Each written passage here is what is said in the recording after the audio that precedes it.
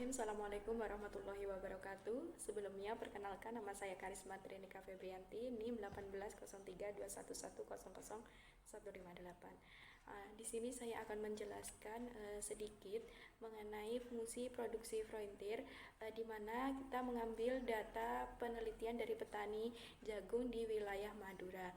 Langsung saja, yang pertama, di sini ada data input sebelum ditranslate atau data input sebelum dilenkan. Di sini terdapat 120 responden petani jagung. Dapat kita lihat di slide. Kemudian ada data input setelah ditranslate atau dilenkan. Pada tabel di samping merupakan tabel data input yang sesudah ditranslate atau lenkan dari data input sebelumnya, kemudian akan diolah di aplikasi Frontier. Ini data dari data input yang sudah ditranslatekan sama, yaitu sebanyak 120 responden. Kemudian diperoleh output dari hasil pengolahan OLS merupakan data input pada program Frontier yang kemudian diolah menjadi data final dari hasil output Frontier. Dapat kita ketahui di sini ada output dari OLS. Kita menggunakan metode OLS estimate R dengan beta 0, beta 1, beta 2, beta 3, dan beta 4. Kemudian untuk mencari nilai tersebut dari betanya, kita dapat lihat nilai LR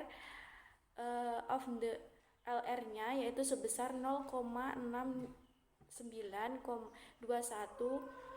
dengan number of resistance sebanyak 2. Kemudian kita hitung nilai DF-nya atau degree of return dengan alfa 5% dengan menggunakan kode PAM sehingga menghasilkan nilai 5,13. Karena nilai dapat diartikan bahwa karena nilai LR-nya ini lebih besar daripada nilai kode PAM, maka H0 ditolak. Artinya di lapang tidak terdapat kasus inefisiensi. Selanjutnya yaitu data output dengan menggunakan aplikasi Frontier, merupakan data akhir dari pengolahan data melalui Frontier. Dapat kita ketahui bahwa beta 1 merupakan variabel dari X1, beta 2 merupakan variabel dari X2, beta 3 menunjukkan variabel X3, beta 4 menunjukkan variabel X4. Pada tabel koefisien menunjukkan nilai koefisien pada masing-masing variabel. Standard error menunjukkan standar error dari masing-masing variabel, dan T rasio ini menunjukkan T hitung dari masing-masing variabel.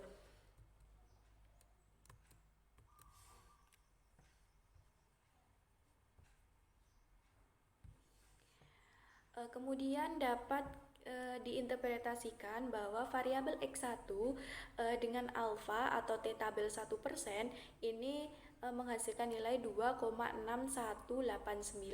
Artinya tidak signifikan karena T hitung kurang dari T tabel, artinya output beta 1 atau X1 ini tidak berpengaruh terhadap kenaikan atau penurunan produksi. Kemudian variabel X2 dengan alfa atau T tabel 5%, hasilnya 1,9806. Artinya signifikan. Dapat diartikan bahwa jika X2 dinaikkan sebesar 1%, maka output akan meningkat sebesar 0,25%. Kemudian variabel X3 dengan alfa 1% sama dengan 2,6189, tidak signifikan karena T hitung kurang dari T tabel. Artinya output beta 3 ini atau variabel 3 tidak berpengaruh terhadap kenaikan atau penurunan produksi. Kemudian variabel X4 ini dengan alfa 5% sama dengan 1,9806, artinya tidak signifikan karena T hitung kurang dari T tabel. Atau dapat diartikan output beta 4 atau X4 tidak berpengaruh terhadap kenaikan atau penurunan produksi. Kemudian sigma aqua rate dengan nilai alfa 25% ini sebesar 1,1561, tidak signifikan karena T hitung kurang dari T tabel. Artinya output beta sigma aqua rate tidak berpengaruh terhadap kenaikan produksi. Kemudian selanjutnya yaitu nilai gamma dengan alfa 25% sama dengan 1,1561, T hitung kurang dari T tabel. Artinya ketidakmampuan petani menghasilkan produksi tertinggi disebabkan oleh 90,59% error term disebabkan karena inefisiensi teknik, sedangkan 9,41% disebabkan oleh resiko, sehingga model ini cocok dengan kondisi yang kita miliki. Selanjutnya yaitu data output frontier. Pada tabel ini menunjukkan tingkat efisiensi pada akhir dari program Frontier yang telah dijelaskan oleh masing-masing variabel. Dapat kita lihat bahwa ini adalah tabel hasil dari program Frontier, di mana tingkat petani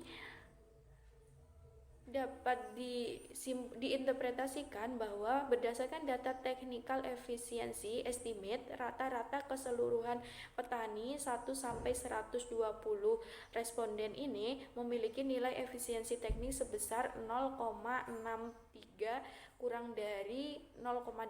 Maka dapat dikatakan bahwa petani belum melakukan kegiatan produksi secara efisien. Karena petani dikatakan produksinya itu secara efisien apabila nilai efisiensi tekniknya lebih dari 0,8. Demikian yang dapat saya sampaikan, kurang lebihnya mohon maaf. Wallahul muwaffiq ila aqwamit thoriq. Assalamualaikum warahmatullahi wabarakatuh.